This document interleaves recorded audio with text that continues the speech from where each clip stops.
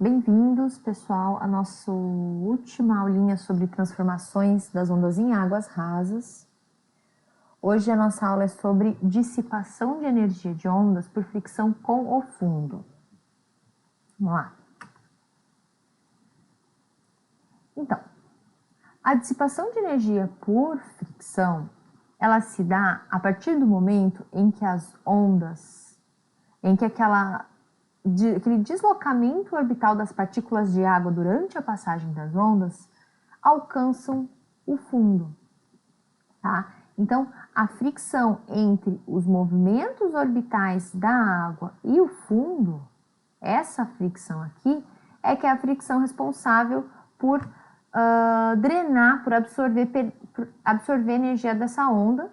E aí, quando essa onda perde energia, a gente sabe que ela vai diminuir, que essa perda de energia, ela se expressa como diminuição de altura, tá? Então, essa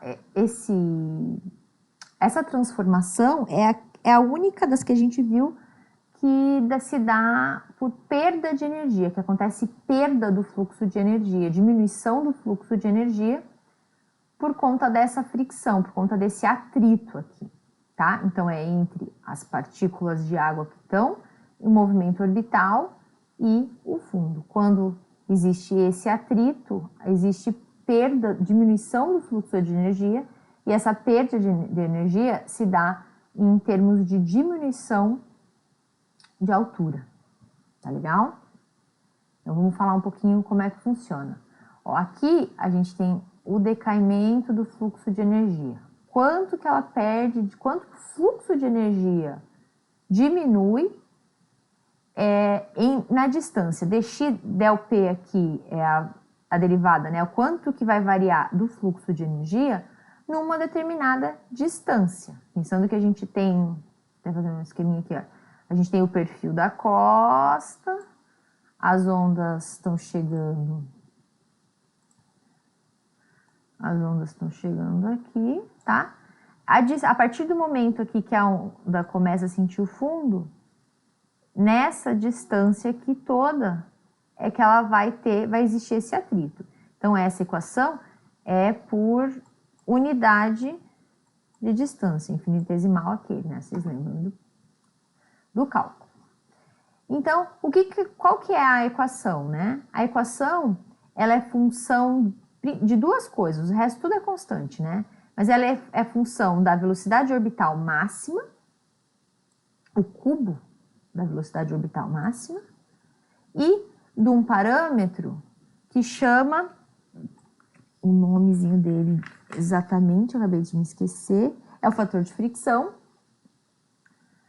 do fator de fricção, que ele é diretamente relacionado às irregularidades do fundo, à rugosidade do fundo, tá? Então, o decaimento do fluxo de energia, ele está relacionado à velocidade orbital máxima, aí vocês sabem que a velocidade orbital, ela está diretamente relacionada com a altura da onda, né? Então, quanto maior a onda, maior esse termo aqui, então vai ser maior o decaimento de energia, maior essa parte ao cubo aqui, tá? As irregularidades do fundo também, quanto maiores as irregularidades do fundo, maior o FW e também maior o decaimento.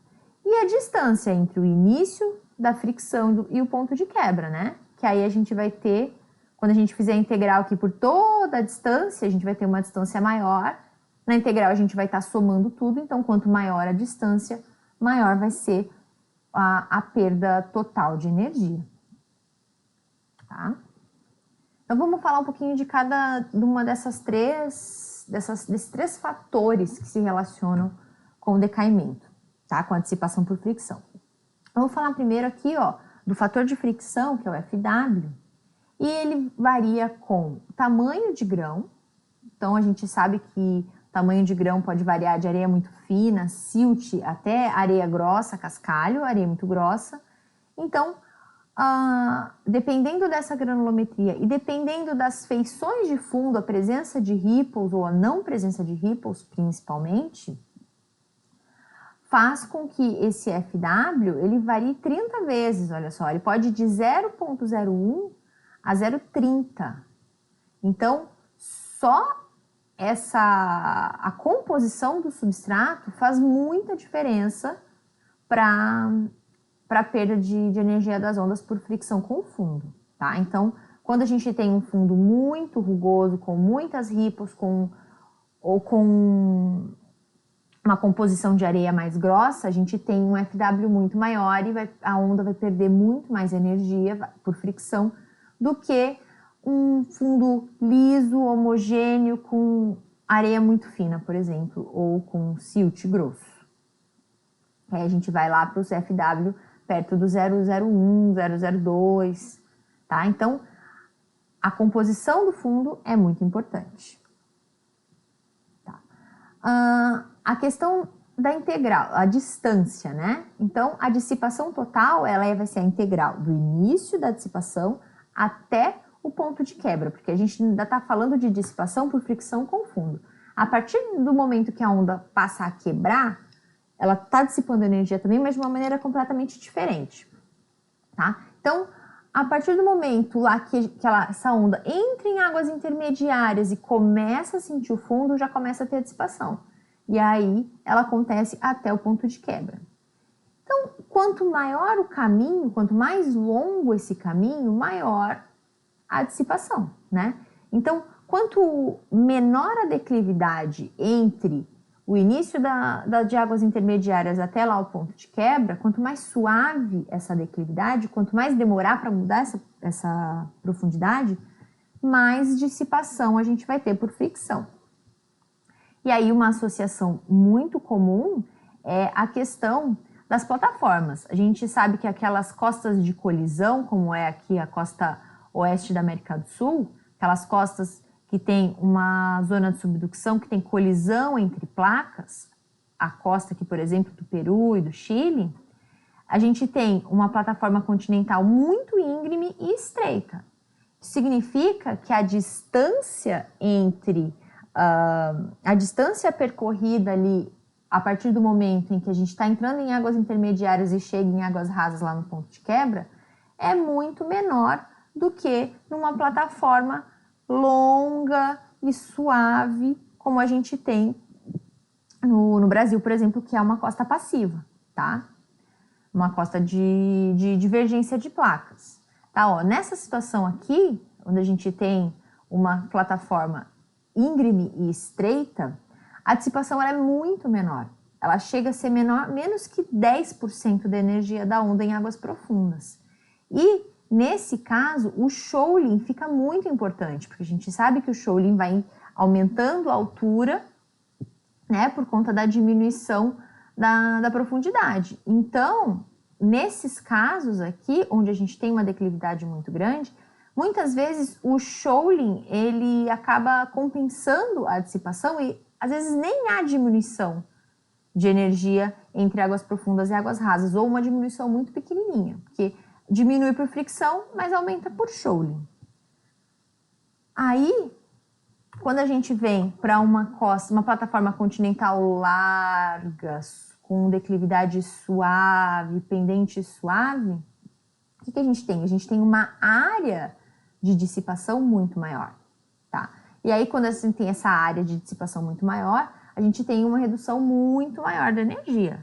Até aqui na costa do Brasil, se a gente olhar, a gente tem uma variação grande, né, na largura da costa. Então, aqui na costa do Rio Grande do Sul, a gente tem uma plataforma muito mais suave e larga do que no Nordeste, por exemplo. No Norte também é super suave e larga.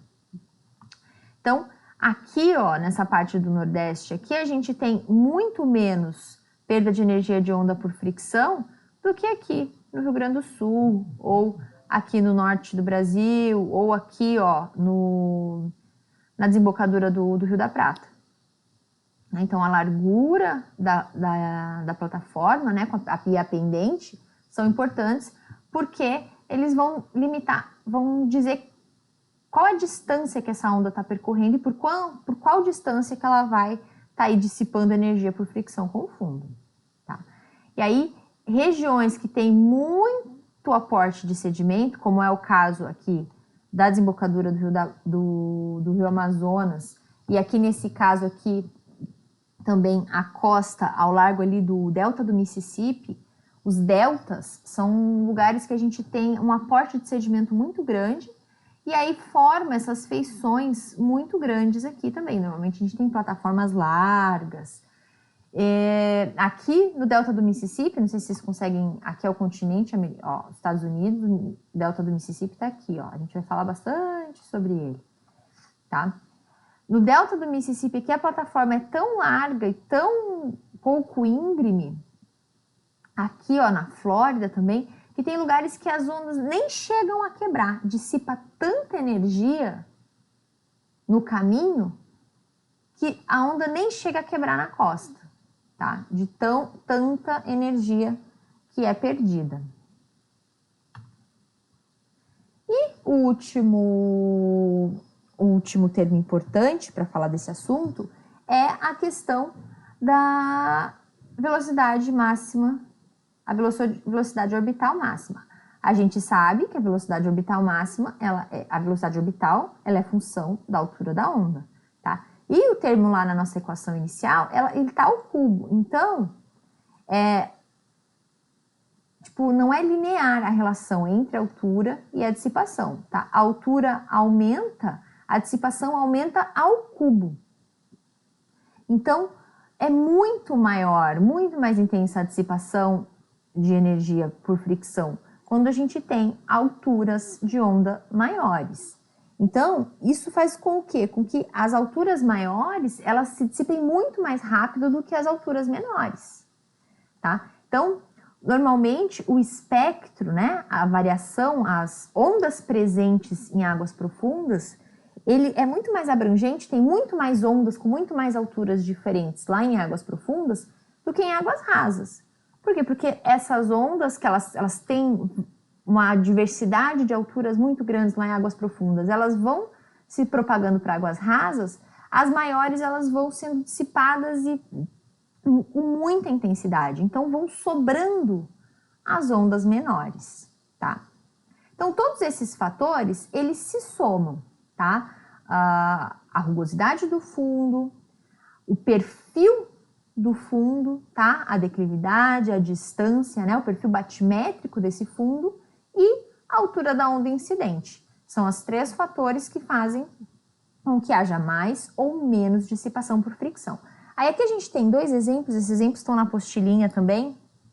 São 2 praias na Austrália que tem uma comparação. Aqui a gente tem, ó, Eastern Beach, é uma praia que a gente tem o perfil batimétrico, é uma praia que tem um perfil mais longo e menos íngreme, principalmente na parte mais profunda, tá? Ele é bem mais longo e a parte mais profunda dele é bem suave. E aqui a gente tem Narrabeen Beach, que tem um perfil mais curto e mais íngreme, no geral, tá? Aqui a gente tem as declividades. A declividade da parte mais suave aqui, ó, é 0,0018.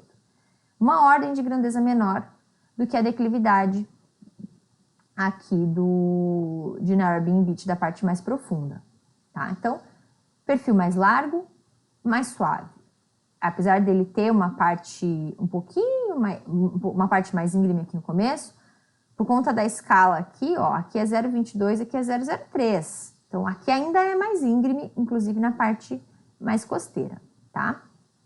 Então tá, suave, íngreme. Rugosidade, como é que funciona? Aqui, nesse suave, a gente tem uma areia grossa, cascalhosa, então a gente tem um fator de fricção super grande, tá? Uma rugosidade altíssima, um fator de fricção de 0,25, é muito alto, certo? E aqui em Narrabeen Beach, a gente tem uma areia fina, sem grandes rugosidades, então tem um fator de fricção bem menor, que é o 0,09, tá?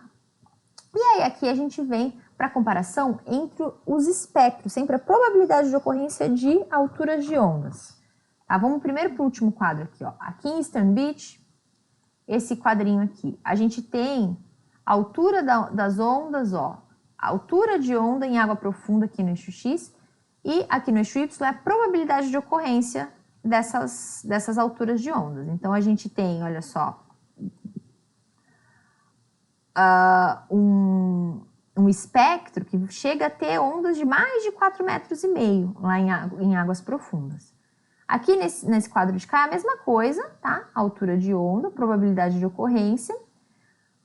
Só que percebam que em águas rasas, ali lá no ponto de quebra, né, onde a onda começa a quebrar, a gente tem ondas não chegam a 2 metros. Todas aquelas ondas lá de 3, 4 metros, elas dissiparam, porque a gente tem um fator de fricção muito grande, uma distância muito grande, e aquelas ondas maiores, elas tendem a ser dissipadas, né? Perder energia, e só chega ondas aqui, ó, praticamente todas as ondas que chegam é de 1 metro.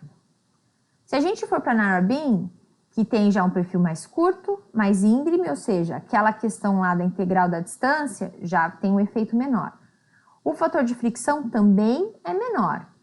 Aí a gente olha o espectro em águas profundas, ó, ele é bem parecido, inclusive, com o espectro lá de Eastern Beach, né? A gente tem ondas lá até 5 metros de altura. O espectro em águas rasas lá no ponto de quebra é praticamente igual.